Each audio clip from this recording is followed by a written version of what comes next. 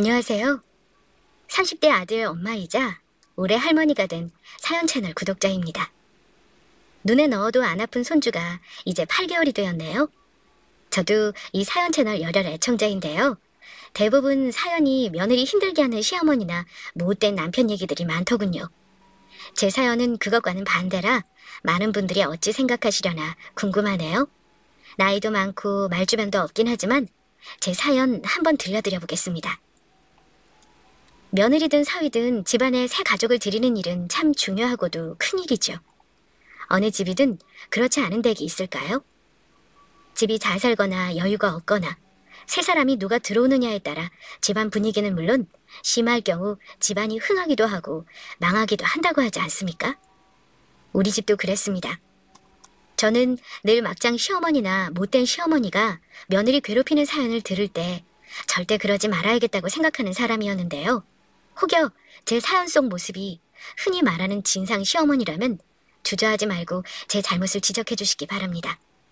제가 아들을 20년이 넘게 혼자 키웠습니다. 남편이 우리 아이 어릴 때 암으로 죽었어요. 그 시절에 여자는 집에서 아이 키우고 살만 하던 때라 갑자기 애 아빠가 그리 되고 정신없이 살았어요. 일단 먹고 살아야 하니까요. 다행히 남편이 남긴 게 집이랑 얼마간의 땅이 있었죠. 남편이 이곳 원당에서 나고 자란 사람이라 저도 이곳에 터를 잡고 30년이 넘게 살아왔어요. 지은 지 거의 40년 가까이 되는 구축 단독에서 살다가 아들 이혼한 4년 전에 지금 사는 아파트로 이사했습니다. 아들 하나 정말 정성껏 키웠어요. 하지만 아비 없이 자란 놈이란 소리 안 듣게 하려고 엄하게도 키웠습니다. 그런 엄마 마음 아는지 이 녀석 자라면서 사춘기 때 속 썩이는 거 없이 무난하게 커서 좋은 대학 가고 군대 다녀오고 뭐 하나 저를 힘들게 하는 거 없었죠. 성격은 또 얼마나 살가운지 저한테는 딸 같은 아들 녀석이었습니다. 그런데 이놈이 대학 졸업하고 회사 취직을 했는데 그때 같은 회사에서 만난 아가씨랑 연애를 하더니 30살 때 처음 결혼하고 싶다는 말을 하더군요. 엄마, 저 결혼하고 싶은 여자 생겼어요. 인사시키고 싶은데 엄마 마음에 꼭 들 거예요. 정말 예쁘고 예의 바른 사람이에요. 저한테 잘하니까 엄마한테도 잘할 거예요. 우리 현민이가 고른 사람이니 오죽 이쁘겠니? 엄마는 네가 데려오는 색심은 그냥 좋다. 다른 거 볼 게 뭐 있겠니? 그저 너랑 마음 잘 맞아서 행복하게 살면 그걸로 된 거지. 아들이 막상 결혼하고 싶다며 색시감을 보여주겠다 하니 기쁘면서도 서운한 감정이 동시에 드는 것은 어쩔 수가 없더군요. 하지만 저는 아들을 키우며 항상 품에서 떠나보내는 연습을 했었죠. 혹여 홀어머니의 아들 하나 있는 우리 집이 여자 입장에서는 굉장히 부담스럽게 보일 수도 있는 조건이라 많이 걱정도 했습니다. 그래서 나중에 며느리 감이 오면 그런 부분에 대해 걱정 덜어주리라 하고 생각했었죠. 아들이 데려온 색식감은 일단 이쁘더군요. 참하면서도 어딘지 새초롬해 보이는 인상이었는데 보아하니 제 아들이 더 좋아하는 눈치였습니다. 예비 며느리가 우리 집에 처음 왔을 때 좀 당황하는 것 같았어요. 왜냐면 겉으로 보기에 우리 집이 아주 오래된 구옥인데다 제대로 손을 보지 못해 좀 허술한 곳이 많았거든요. 바깥 양반이 없으니 오랜 세월 방치해둔 것이 많았죠. 그래, 이름이 수진이라고? 만나서 반가워요. 우리 집이 좀 누추하지. 바쁘게 살다 보니 세월이 이렇게 쌓이는 줄로 몰랐지 뭐야. 제가 그 아이의 당황한 기색을 눈치채고 먼저 말을 꺼냈는데 그 아이는 제 말에도 아랑곳 않고 집안 여기저기를 둘러보기 바쁘더군요. 처음 봤을 때부터 성격이 대차 보이긴 했습니다. 그 아이는 제가 묻는 게 아니면 먼저 말을 하지 않았어요. 옆에 있는 우리 아들은 그 아이 눈치를 보면서 쩔쩔매는 게 보였죠. 처음 인사 온 예비 시댁이라 긴장했다 생각했고 그 아이한테 괜히 부담될까 싶어 이것저것 묻지 않았습니다. 단지 결혼할 때 제가 다른 건 몰라도 집 사는 거는 보태줄 생각이었는데 하필 사정이 그때 좀 여의치가 않았어요. 그래서 전셋집 얻어주는 건 엄마로서 도와줄 결심이었죠. 우리 집 가까운 아파트 전세 2억짜리 얻는다길래 1억 5천 보태줬고 나머지 결혼 비용은 아들과 며느리가 반반 보태 준비하겠다더군요. 들어보니 며느리가 될 아이가 모아둔 돈이 3천 정도뿐이라 그걸로 혼수며 예단 다 하겠다 하기에 저는 최대한 아끼고 그냥 집 얻는 데 보태라 말해줬습니다.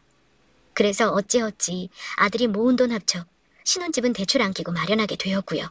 아들은 결혼할 때 엄마인 저에게 부담 주는 걸 원치 않아 했습니다. 이미 둘이서 결혼 비용에 대해서는 이야기를 끝낸 상태라 하길래 제가 굳이 세세히 관여하지 않았습니다. 저도 하나밖에 없는 아들 장가 보낼 때 집도 해주고 며느리에게 예물도 좋은 거 해주고 싶었지만 요즘 추세가 그렇다니 제 고집을 피울 수는 없었어요. 집이야 살면서 언제든 둘이 벌어 장만하겠다는데 오히려 기특했습니다. 우리 아들이 형제도 없고 나와 둘뿐인데다 홀시어머니라는 게 대한민국에서는 며느리들이 기피하는 1순위 아닙니까? 상견례 할 때 사돈댁에서 그런 점을 염려할 것이 무척 걱정이더군요. 그래서 가감없이 저희 사정 솔직히 말씀드리고 논의할 생각이었죠. 그런데 솔직히 말씀드리면 상견례 때 예비 사돈댁을 보고 조금 걱정이 되더라고요. 형편이 안 좋아 보이는 건 둘째치고 그대가 안 싸더니 대뜸 제게 말하기를 애들이 집을 사서 시작하면 좋겠는데 전셋집에서 시작하는 게 영 마음이 불편하네요. 저희 큰딸 시집 보낼 때는 시댁에서 떡하니 집을 장만해줬는데 형편대로 해야지 별 수 있겠나요. 사시는 곳이 오래된 주택이라 불편하시겠습니다. 혹여 애들 결혼시키고 같이 살 생각 하시는 건 아니시겠죠? 예, 오래됐지만 저한테 불편한 건 없죠.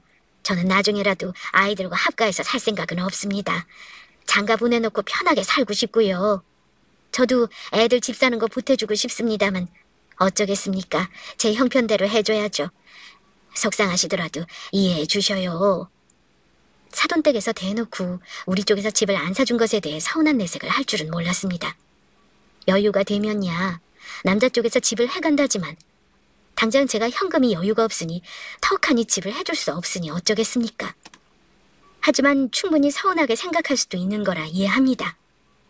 하지만 아들 장가 보내면서 1억 5천 해주는 게 그렇게 적은 거라 생각하지는 않습니다. 그래서 혼수는 둘이 절약해서 필요한 것만 장만하고 예단을 생략하자 제 쪽에서 말을 했죠. 홀시어머니라고 혹여 같이 살자 할까봐 걱정하는 듯해 그것도 걱정을 덜어줬고요. 그래도 하나밖에 없는 아들 장가 보내는데 못내 서운해서 며느리한테 꾸민비 500 주고 예물로 다이아 1캐럿이랑 진주 세트랑 금가락지 해서 줬습니다. 생각해보니 정성껏 패물안 마련해 보냈는데 고맙다는 말은 듣지 못했네요. 저는 한복 한 벌이랑 이불 한 채 장만했고요. 결혼 준비하면서 둘이 투닥거리기도 하는 것 같았는데 부모가 관여할 것은 아니니 그냥 두고 지켜보았죠. 어쨌든 아들놈 결혼시키고 얼마 후에 아들 내외가 집에 왔는데 나는 참 좋은 마음으로 아들 내외 앉혀두고 당부를 했어요. 혹여나 결혼 준비하면서 서로 서운한 게 있더라도 이제는 새 출발한다고 생각하고 다 잊으렴. 너희 둘 싸우지 말고 재밌게 사는 거 보는 게 엄마 희망이야. 자주 안 와도 좋으니까 행복하게 살아야 한다. 우리 이제 가족 되었으니 앞으로 잘 지내보자꾸나. 제 말에 아들 내외는 알겠다 대답을 했죠. 그리고 며느리가 그럽디다. 어머니, 저 결혼했는데 이제 일 관두고 집에서 살림할 생각이에요. 이 사람하고도 결혼 전에 얘기한 거고요. 바로 아이 가질 생각은 없는데 일을 좀 쉬고 싶어서요. 미리 알고 계시라고 말씀드려요. 며느리가 일을 좀 쉬겠다는 말을 하길래 저는 그런 건 둘이 상의해서 잘 결정해라 했습니다. 요즘 맞벌이 안 하는 부부 없다지만 일을 좀 쉬고 싶다는 며느리 맘도 이해가 가긴 했고요. 시어머니인 제가 허락해줘야 하는 문제는 아니니 알아서 하라 했죠. 그런데 아들 얼굴을 보니 표정이 밝지가 않더군요. 뭔가 마음이 팍팍한가 보다 하고 짐작은 했지만 모르는 척할 수밖에 없었습니다. 그런데 잠시 아들이 자리를 비운 사이 며느리가 저한테 뜻밖의 말을 하더군요. 어머니, 현민 씨랑 이제 결혼했으니 솔직히 말씀드릴게요. 현민 씨가 그 전에 어머니한테 생활비 드린 걸로 알아요. 그런데 이제 저희 결혼했고 당분간 그 사람 혼자 보니 생활비 드리는 거 좀 어려울 것 같아요. 제가 앞으로 돈 관리하기로 했거든요. 그러니? 그래, 니들이 어렵다면 할 수 없는 거라 생각한다. 형편이 안 되면 그렇게 하거라. 저는 며느리 말에 흔쾌히 그러라 했습니다. 사실 며느리한테 그런 소리 듣고 서운하지 않았다면 거짓말이겠죠. 저는 아들 결혼시키기 전에 월 60씩 받긴 했지만 그거 5년간 적금 부어 결혼할 때 내 돈 보태 고스란히 결혼 비용으로 보태줬죠. 제가 나이가 들긴 했지만 먹고 살기 힘든 형편은 아닙니다. 남편이 죽을 때 물려받은 땅도 있고 남편 죽고 나서 아들하고 살기 위해 죽어라 일하면서 마련한 상가도 하나 가지고 있고요. 오피스텔도 하나 있는데 거기서도 세가 나옵니다.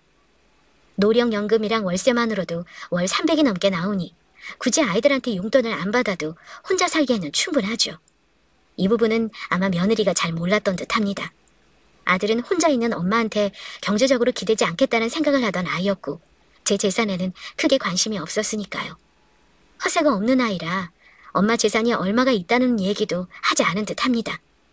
절대 일부러 숨기려던 것은 아니었고 나중에 나 늙어 죽을 때는 아이들한테 가진 땅은 물려주고 나머지 재산은 힘들게 사는 사람들 위해 내놓고 싶은 생각에 재산에 대해서는 말을 아낀 것뿐입니다. 가진 재산이 자랑할 정도로 많은 것도 아니었으니까요. 그런데 며느리가 한 가지 더 말씀드릴 게 있다면서 제게 이러는 겁니다. 어머니, 제가 현민 씨 없을 때 말씀드릴 게 있어서요. 아까 말씀드렸지만 실은 어머니 용돈 드리는 문제로 남편이랑 싸웠어요. 남편은 어머니한테 조금 줄여서라도 용돈 드리길 원하더라고요. 그런데 저희 친정에도 용돈 안 드릴 건데 시댁만 드릴 순 없는 거잖아요? 혹시나 해서 말씀드리는 건데 저희들한테 앞으로도 생활비나 금전적으로 손 벌리는 일 없으셨으면 해요. 요즘 세상에 자식들한테 손 벌리면 영 끊는 거 아시죠? 제 주위에도 결혼하고 나서 그러는 사람 꽤 있어요. 당돌하다 생각하지 마시고 저희들 잘 살기만 하면 된다고 하셨으니까 그렇게 해주세요. 저는 며느리의 갑작스런 말을 듣고 할 말이 나오지가 않았습니다. 제가 무슨 아들 내외한테 결혼하자마자 용돈을 바라겠습니까? 당황스러운 마음에 그랬죠. 내가 형편이 어려워 보이니? 니들한테 손 벌릴 정도로 힘들지 않으니까 걱정 말아라. 둘이 상의해서 그러기로 했다면 그렇게 하고.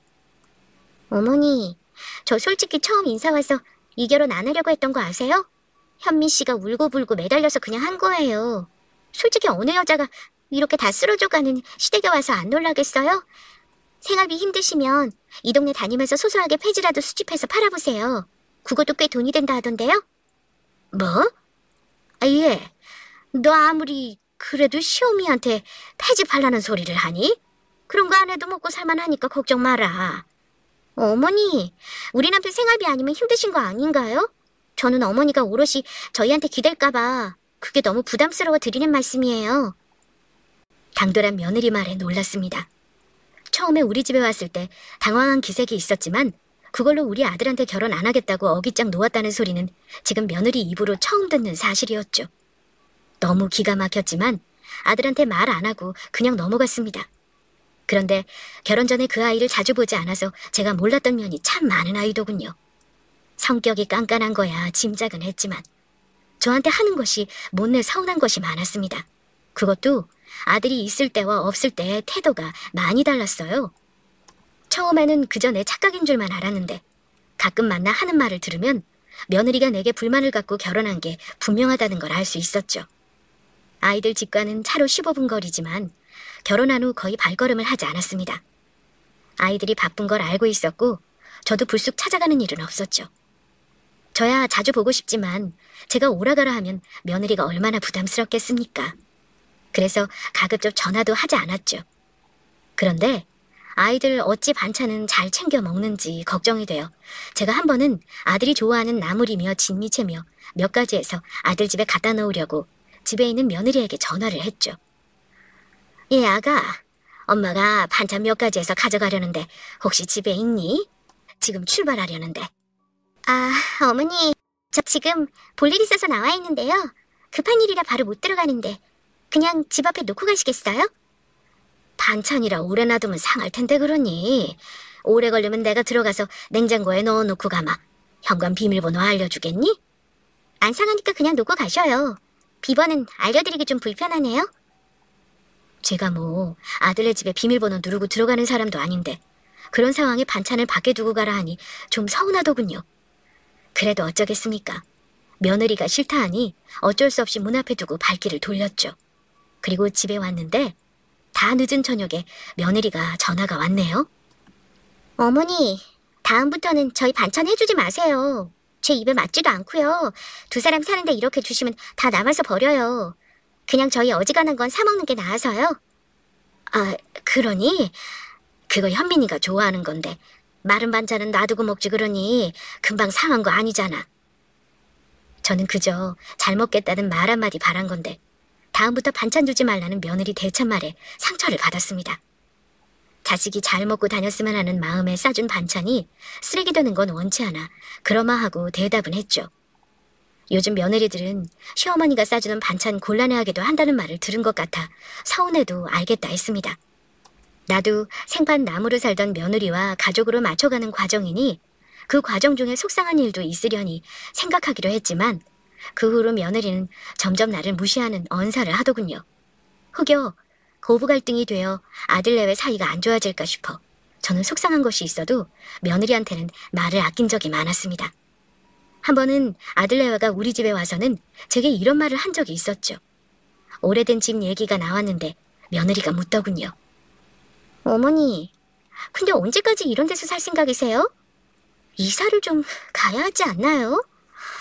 모아놓은 돈 없으세요? 현민이가 어릴 때부터 살던 집이라 판다는 생각을 해본 적이 없어서 그런다. 나중에 정 불편하면 리모델링해서 살긴 해야겠지. 그때는 아들이 끼어들더군요. 엄마, 불편하면 얘기하세요. 안 그래도 이 집 배관도 그렇고 단열도 그렇고 손볼 데가 많잖아요. 비용 걱정하지 말고요. 내가 해줄 테니. 아이고, 말만 들어도 고맙다. 근데 아직은 괜찮아. 며느리는 아들놈이 돈 걱정하지 말고 집 고쳐준다는 말이 신경 쓰였는지 아들이 잠깐 자리를 비운 사이 저한테 그러는 겁니다. 어머니, 결혼할 때 저희한테 해주신 거 뭐가 있으세요? 꼴랑 전셋값 해주시고 저희 그거 가지고 지금 어디 집도 못 사요. 남들은 집 사주고 예물도 명품으로 못 해줘서 안달이라 그러던데 설마 아들이 해준다고 덥석 집 고치는 비용 대달라 하시면 안 돼요? 제가 노파심에 말씀드리는 거예요.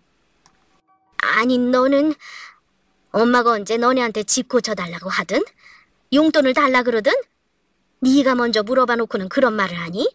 고쳐도 내 돈으로 고칠 테니 걱정 말아라. 그때는 나도 며느리 말에 기분이 상해 한마디 했습니다. 그랬더니 집도 팔아서 제가 받으려면 깨끗해야 잘 팔리는 거 아시죠? 가뜩이나 단독은 잘 안 팔리는 거 아시잖아요.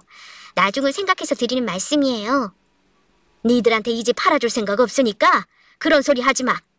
엄마 지금 당장 죽는 것도 아니고 아직은 이 집에서 살 세월이 많이 남았다. 불편하면 내가 내 돈으로 고칠 테니 걱정 말고. 저는 며느리가 처음 인사 왔을 때부터 우리 사는 걸 보고 마뜩찮아하는 건 저도 알고 있었습니다. 하지만 벌써부터 그 집이 자기 것이라도 되느냐, 팔 때를 생각해 고치라는 말을 하는 건 합당하지 않다 생각해서 한마디 한 거였고요. 그런데 결혼할 때 해준 게 없으니 집 고칠 때 비용 대달라 소리하지 말라고 미리 말하는 건 대체 무슨 심보인지. 그때는 며느리가 참 달리 보이더군요. 내가 이 아이를 뭔가 잘못 봤나 하는 마음이 들기 시작했죠. 며느리한테 경제적으로 손 벌리는 거 안 했으면 좋겠다는 말을 들었을 때도 참 속이 상했고 아들한테 말도 못했는데 자꾸 마음에 서운함이 쌓이더군요. 그런데 그 즈음에 제가 마음을 바꿔먹은 계기가 생기는 일이 일어났습니다. 이 나이가 되면 아픈 데가 계속 생기기 마련이죠. 저는 그때 무릎 관절이 너무 아파서 병원을 다녔습니다. 제가 아직까지 운전을 하는데 그때는 운전하는 게 너무 힘들어 집에 있는 며느리한테 부탁을 좀 했습니다. 예, 수진아, 엄마가 병원에 좀 갈 일이 있는데 다음 주에 한 번만 좀 도와줄 수 있겠니? 일하는 아들에게 말하기가 미안해서 며느리에게 말을 했죠.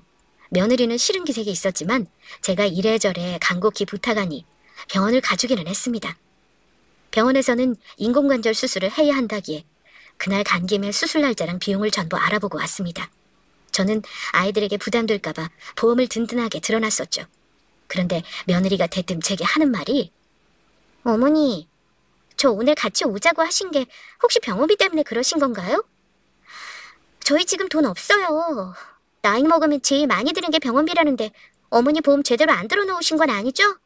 그것만큼 자식한테 민폐가 어디 있어요? 이러길래 걱정 마라. 보험도 다 있고 자식들한테 엄마 병원비 내라는 소리 안 해. 설마 아니 엄마가 너한테 병원비 내라고 여기 같이 왔겠어? 그럼 수술하시고 나선 어쩌실 거예요? 한쪽 다리 못 쓰시면 움직이지도 못할 텐데 누가 어머니 수발해요? 현민 씨도 회사 가고 저도 이래저래 약속 있어서 바쁜데요?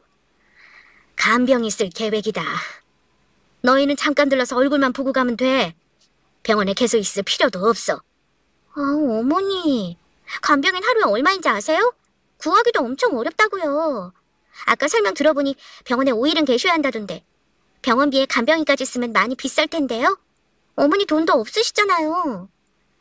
며느리 말에 기가 막혀 대꾸도 안 했습니다.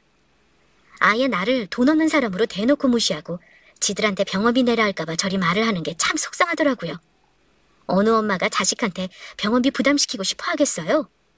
며느리는 저 결혼할 때 받은 것도 별로 없으니까 시댁에서도 금전적으로 도와주는 거 싫다고 남편이랑 분명히 얘기했고 싸우기도 했어요. 어지간하면 저 어머니 댁에 오는 것도 싫거든요. 그러니까 다음부턴 병원에 가달라 뭐 해달라 하면서 심적으로 저 부담 안 주셨으면 좋겠어요. 며느리가 말하는 걸 가만히 듣자니 그때는 저도 부하가 치밀어 오릅디다. 예, 엄마가 자식이 현민이 하나잖니. 먼데 사는 것도 아니고 무릎 아파서 병원에 운전해서 같이 가달라고만 한 건데 그렇게 확대 해석할 게 뭐 있냐? 엄마는 결혼할 때도 말했지만 니들만 잘 사면 그걸로 됐다 하지 않았니? 왜 자꾸 네가 나를 나쁜 시어머니로 만드는지 모르겠구나. 이 정도 도와주는 것도 가족으로서 하기 싫은 일이니? 그렇다면 다음부터 나도 부탁 안 하마. 서운한 마음에 이리 얘기를 했는데 며느리가 그럽니다. 네, 어머니. 저 솔직히 그렇게 살았으면 좋겠어요. 저희 친정에서도 웬만큼 사는 집에 시집 보내는 줄 알았는데 집도 하나 없이 딸 보낸 거 되게 가슴 아파하세요. 현민 씨 저한테 결혼 전에는 집 마련하는 거 걱정 말라 했었고요. 저는 그게 집을 사서 온다는 줄 알았어요. 근데 꼴랑 2억 하는 전셋집이잖아요? 남들은 이 정도면 사기 결혼이라 그래요. 이러는데 사기 결혼이라는 말을 듣는 순간 너무 화가 나더군요. 아니 얘 사기 결혼이라니? 그 집에 대출도 없고 엄마가 해준 1억 5천에 너 모은 3천이랑 현민이 돈 다 합쳐서 한 거잖니? 엄마가 네 돈도 다 전세금에 보태라고 일부러 예단도 안 한 거잖아. 왜 그런 소리를 해서 엄마를 속상하게 하니? 나중에 집 사면 그 돈 보태고 대출 받으면 되는 거지, 응? 남들은 5억 넘는 집도 턱턱 사서 주잖아요. 제가 3천밖에 없어서 그렇게만 해주신 건가요? 시작부터 남들하고 다르니까 계속 차이가 나네요. 생각할수록 저도 열받아요. 이럴 줄 알았으면 결혼 안 했죠, 저도. 그 아이 속마음을 듣자니 속이 뒤집어지더군요. 결국 돈이구나. 우리 집이 돈 없다 생각해서 나를 무시한 거구나 싶었네요. 제가 부부지간 일은 속속들이 알 수 없어도 저 꼴을 보니 내 아들과 많이 싸웠겠구나 싶었습니다. 그렇게 집에 와서 한참을 고민했죠. 내가 아무래도 잘못 생각한 듯 싶었습니다. 아무리 내 만족에 살고 남들 눈은 상관없다 해도 그게 아닐 수도 있구나 싶었고요. 며느리가 나한테 이 정도니 아들한테는 오죽할까 싶어 마음이 아팠습니다. 하긴 자주 보지도 못했지만 오랜만에 만나도 아들 얼굴이 밝지가 않았던 것이 늘 마음에 걸렸는데 이유가 뭔지 알 것 같았습니다. 며느리 사기 결혼이라는 말에 뭔가 머리통을 한 대 맞은 듯 했죠. 저는 남편이 남긴 땅이랑 집을 팔기로 결심을 했습니다. 그 길로 친분있는 부동산의 얘기에 매물로 내놨고 일단 무릎 수술을 마치고 이사 준비를 할 계획이었습니다. 얼마 후 무릎 수술을 했는데 며느리는 코빼기도 얼굴을 비치지 않았습니다. 아들한테는 며느리에 대해 일부러 묻지도 않았습니다. 그나마 아들 녀석이 직장에 연차 내고 와서는 엄마 머리 감겨주고 휠체어로 화장실 수발해주고 고생을 했어요. 그때 아들한테 대충 얘기는 했습니다. 현민아, 엄마 지금 집이랑 땅 팔아서 정리할 거다. 엄마도 이제 늙어서 다리도 아프고 엘리베이터 있는 아파트에 살란다. 새 집에서 한번 살아봐야지. 땅은 나중에 엄마 죽을 때까지 가지고 있다가 상속해줄 생각이었는데 엄마 생각을 바꿨어. 집 좋은 데서 살고 돈도 쓰면서 살란다. 쓰다가 남는 거 있으면 물려줄 테니 그렇게 알아. 제 말에 아들 녀석이 허허 웃더군요. 엄마도 이제 편하게 사세요. 나야 엄마가 편하게 사는 게 좋지. 우리 준다고 모을 것도 없어요. 나 버는 걸로 우리는 잘 사니까 걱정 마요. 엄마 쓰다가 다 못 쓰면 그건 내가 감사히 받을게. 하며 넉살 좋게 말하는 아들 녀석이 그래도 이쁘더라고요. 그 땅이 지금 팔긴 아까운 땅이긴 했습니다. 부동산에서도 말리더군요. 보상 때문에 아마 금방 팔릴 거라고요. 몇 년만 버티다 팔라는 말에도 아랑곳하지 않고 미련 없이 팔았습니다. 그리고 새로 지은 34평짜리 아파트 사서 들어갔죠. 삼성역 근처 9억 원대 아파트 대출 없이 샀고 현금도 두둑했습니다. 아들 결혼한 지 1년 반 동안 아들 외에는 명절 2번 외에는 집에 같이 온 적이 없었습니다. 항상 아들이 따로 가끔 들리거나 내 생일 때는 밖에서 외식 한번 하고 말았었고요. 근데 이번에 이사한다는 얘기를 하니 며느리가 말도 없이 저한테 찾아왔더군요. 제가 그랬죠. 집에 한번 오랄 때는 그렇게 안 오더니 오늘은 웬일로 왔니? 어머니야, 이사 간다는 아파트가 주상복합 맞죠? 거기 비싼 아파트인데 무슨 돈으로 들어가신 거예요? 어머니 집 팔아봤자 그 아파트값 절대 안 나올 텐데요? 내가 나중에 죽을 때 현민이 물려주려고 가지고 있던 땅이 있었다. 그거 팔았어. 나도 이제 좋은 집에서 살고 돈도 쓰고 대접받고 살려 그런다. 내가 너한테 느낀 바가 많아서 그래. 아니 어머니, 땅을 파셨으면 자식한테 절반 정도는 증여를 해주시는 게 정상이죠. 나중에 돌아가실 때 나머지 상속받더라도요. 저희도 이참에 어머니 도움받아서 집 사고 싶네요. 며느리가 당연하다는 듯 돈을 달라는 말에 저는 화가 나더군요. 아니 얘야, 아직 내가 죽은 것도 아니고 벌써부터 재산 증여해줄 생각은 없다. 결혼한 지 아직 2년도 안 되었잖니? 내가 1억 넘게 해준 거가 적다고 생각하는 거 엄마는 솔직히 이해 안 가. 니들이 열심히 더 모아서 집을 산다고 하면 그때는 도와주마. 지금은 나도 생각이 있어서 안 된다. 그러자 며느리는 흥분하며 저한테 따지더군요. 그때 도와주나 지금 도와주나 매한가지 아닌가요? 저희가 돈을 더 모으는 게 몇 년은 더 걸릴 수도 있고요. 그냥 지금 도와주세요. 저희 집 사서 공동명의하게 해요. 땅 있는 거 왜 저한테 속이셨어요? 그거 알았으면 결혼 전에 팔아서 좀 도와달라 했을 텐데. 정말 어떻게든 저 안 도와주시려고 그러신 거네요? 어머니, 죽을 때 그 돈 다 가지고 갈 거 아니잖아요. 자식한테 어느 정도 주는 게 당연한 거라고요. 나는 아직 그럴 생각 없으니 돌아가서 네 남편하고 얘기하렴. 현민이한테는 내 뜻 다 얘기했으니 이해할 거다. 어차피 기다리면 내가 알아서 할 텐데 너 왜 시어머니한테 빚쟁이처럼 돈 달라는 소리를 하니? 나는 네가 더 이해가 안 가는구나. 며느리와 신랑이 끝에 저는 그 아이를 간신히 돌려보냈습니다. 가슴이 돌덩어리가 얹혀있는 것처럼 답답했어요.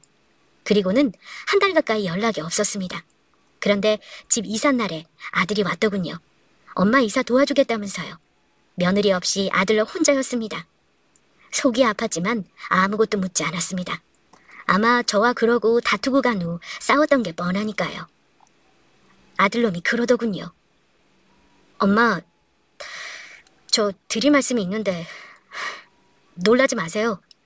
저 이혼하려고요. 아들이 벼랑간 이혼한다는 말에 깜짝 놀랐습니다. 아니 왜?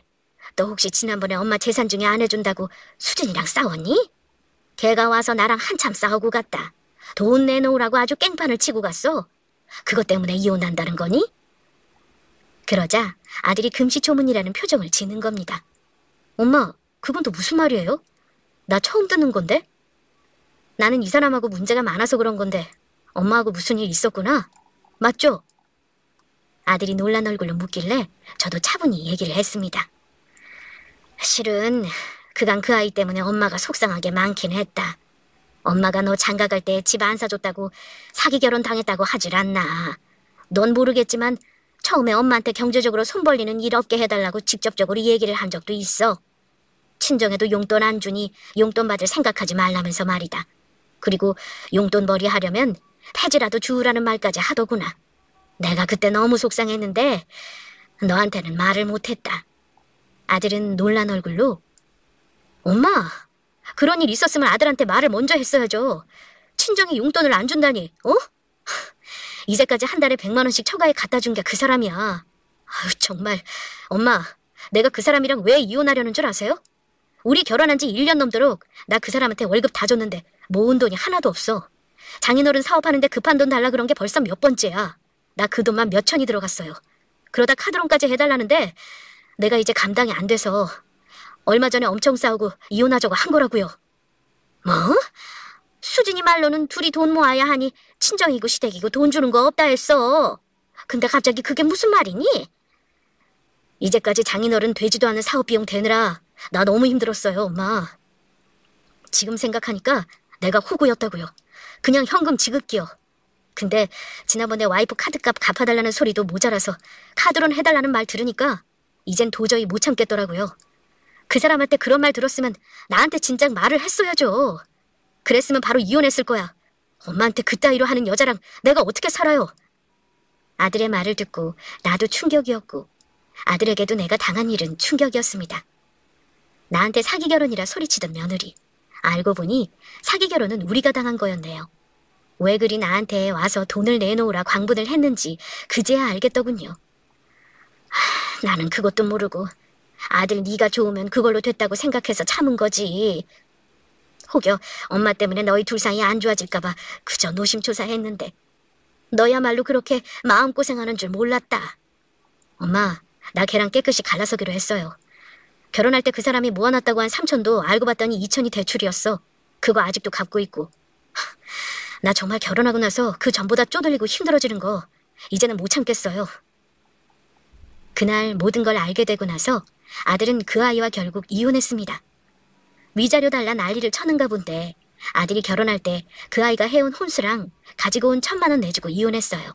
그리고 처가에 해준 돈 3천만 원은 민사소송에서 받아냈습니다. 이혼하는 과정 내가 옆에서 다 보지는 않았지만 몇 달이 걸리더군요. 합의 이혼이고 아이도 없으니 금방 끝난 편이라 했습니다. 이혼보다 우리 아들이 장인한테 해준 돈 받는 과정이 더 험난했죠. 어쨌든 1년이 넘게 걸렸지만 이자 포함해서 받아냈으니 다행이라 할까요? 아들한테는 인생에서 아마도 가장 힘든 일 중에 하나였겠죠.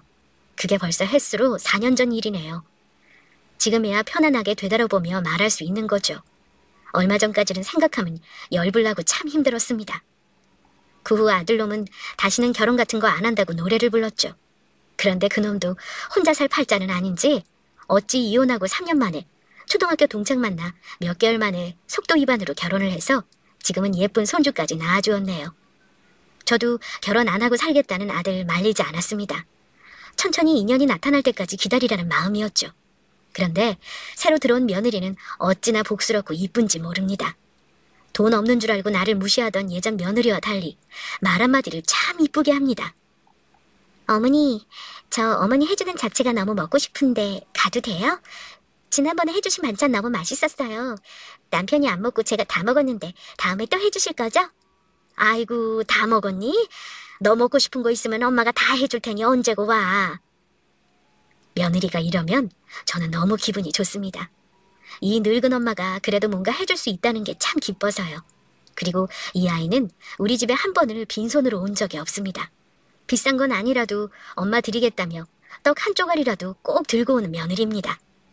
결혼해서 며느리 생일이 저보다 빨랐는데 제가 며느리 첫 생일은 꼭 챙겨주고 싶어 집에 오라고 했었죠. 예전 며느리 같으면 집에 오라고 할 때부터 삐딱선을 탔을 텐데 지금 며느리는 손주 안고 아들이랑 집에 와서 내가 끓여준 미역국 받고는 그렇게 행복해했습니다. 그러면서 하는 말이 어머니, 시집간 내 친구들도 시어머니가 이렇게 생일상 차려준 친구는 아무도 못 봤어요. 저 진짜 시집 잘 온 것 같아요. 챙겨주셔서 너무 감사합니다. 말을 어찌나 이쁘게 하는지 그렇게 하니 저는 하나라도 더 해주고 싶지요. 이게 뭘 대수라고 그래. 앞으로 엄마가 매년 너랑 아들 생일상은 챙겨주마. 너 제일 좋아하는 거 갈비지? 그건 꼭 생일상에 놔줄게. 어머니, 저는 요리 못해서 어머니 생신상 못 차려드릴 텐데요. 대신 어머니 생신 때는 특별히 호텔 뷔페로 가서 사드릴게요. 돈은 남편이 내고요. 이렇게 농담을 하면 며느리 덕에 크게 웃습니다. 집에 사람이 잘 들어오니 복이 절로 굴러 들어오는 게 맞아요. 지금에 와서야 이렇게 크게 웃으며 살고 애들도 건강하니 저는 더 바랄 게 없네요. 사람들이 하는 말 중에 나이 들어 돈 없으면 무시당한다는 말 있죠? 그 말이 정말 맞는 말이더군요. 그전에는 그저 남이 어떻게 생각하든 돈을 쓸 줄도 모르고 돈 많다고 자랑할 줄도 모르고 살았는데 나이 들어보니 적당히 돈 자랑도 하고 살아야 대접받는다는 걸 느끼네요. 나이 들면 입은 닫고 직업은 열라고 하잖아요. 그 말이 맞습니다. 물론 그전 며느리가 내가 돈이 많은 걸 알았다면 잘했을 수도 있겠죠. 그러나 사람 근본은 아무리 감춘다 해도 감추어지지 않은 거라 언젠가는 본심을 알게 되어 끝은 좋지 않았을 겁니다. 아마도 있는 재산을 탕진했을 수도 있죠. 앞으로 어찌 될지 모르지만 일단 아들한테 재산 물려줄 거 생각하고 안 쓰고 살 생각은 없습니다. 그동안 나한테 돈 안 쓰고 산 세월이 너무 길기도 하고요. 열심히 살았는데 늙어버린 내가 일단은 가여워서 나를 위해 좀 즐기며 살 계획입니다. 조금은 이기적으로 살려고요. 자식도 자식이지만 우선은 내가 중요하니까요. 아들의 이혼 얘기를 제3자인 시어머니 입장에서 말하는 거라 혹여 제 입장에서만 말한 게 있을 수도 있습니다. 애청자분들이 너그러운 마음으로 이해해 주시리라 생각합니다. 불편하게 들으시는 분들이 없기를 바라며 제 사연을 끝마치겠습니다. 감사합니다.